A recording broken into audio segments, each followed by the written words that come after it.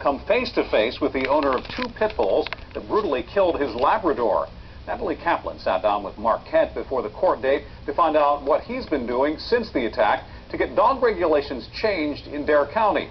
She joins us now with the latest. Natalie?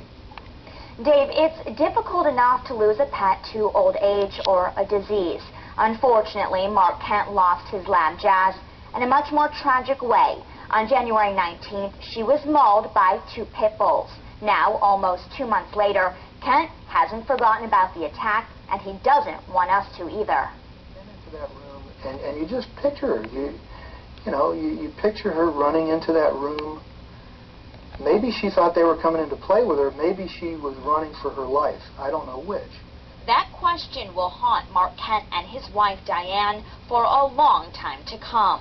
About 2 months ago, he showed me where he found his lab Jazz dead. Two pit bulls followed her in through a doggie door and killed her. I can't say that a day's gone by since it happened that I haven't thought about it. Kent's anger was fueled by the fact the pit bulls were released to their owner, Nikki Kennedy, right after the attack, because North Carolina laws didn't allow authorities to keep the animals if their owner was demanding them back.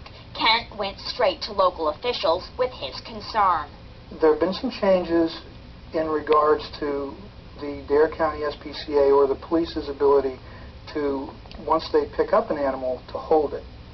And I think that's a good change. That you may remember back when this incident happened, when my wife found out that after the dogs had been taken in, that they were subsequently released to the owner, I really thought my wife was going to suffer a nervous breakdown. But Kent thinks more needs to be done. At the end of the day, I believe that it's about the owners. And there are responsible owners and there are irresponsible owners. On Tuesday, Kent will meet Nikki Kennedy for the first time in court.